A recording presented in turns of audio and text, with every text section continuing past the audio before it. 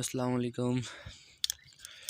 শশা গাছের অধিক ফলনের জন্য আমরা এই যে শশা গাছের যে নিচের এই দিকের যেই পাতাগুলো রয়েছে এই পাতাগুলো আমরা কেটে দেব এবং যেন শশা গাছের ভিতরে আলো বাতাস ঢুকতে পারে। এবং এই যে শশা গাছের নিচের দিকে যে কুশিগুলো রয়েছে এই কুশিগুলো কেটে দেব এবং এইখান থেকে কোনো শশা নেব না আমরা।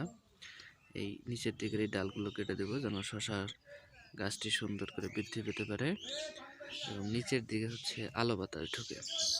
যেন আমরা শশা গাছের এই দিকের পাতা এবং এই দিকের যে ডাল রয়েছে এইখান থেকে যে কুশিগুলো রয়েছে সবগুলো এখানে কেটে দেব শশা গাছের অধিক ফলনের জন্য।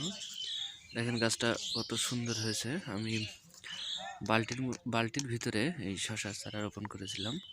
তো এইখানে আপনার 3টা শশার দেওয়া আছে, 1টা 2টা 3টা এবং 3টা গাছই সুন্দর করে রশি দিয়ে এদিকে একটা দিয়েছি, এদিকে একটা দিয়েছি। প্রত্যেকটাতে দেখেন কত সুন্দর শশা ধরে আছে, প্রত্যেকটা ডালেই শশা আছে এবং এইখানে একটা শশা বড় বড় শশা আছে এবং এই যে এই গাছটা উপরের দিকে চলে গেছে।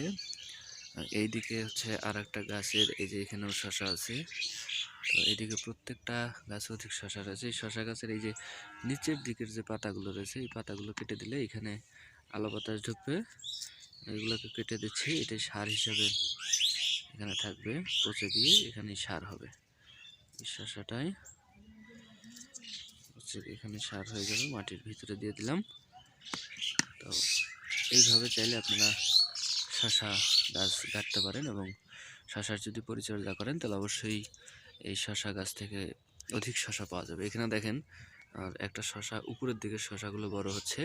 নেক্সট ভিডিওতে ইনশাল্লাহ এটা শশাগুলো কেমন হয়েছে জানাবো। ভালো থাকেন, সুস্থ থাকেন, চ্যানেলটি অবশ্যই সাবস্ক্রাইব করবেন। নতুন নতুন ভিডিও পাওয়ার জন্য নোটিফিকেশন অল করে রাখতে পারেন।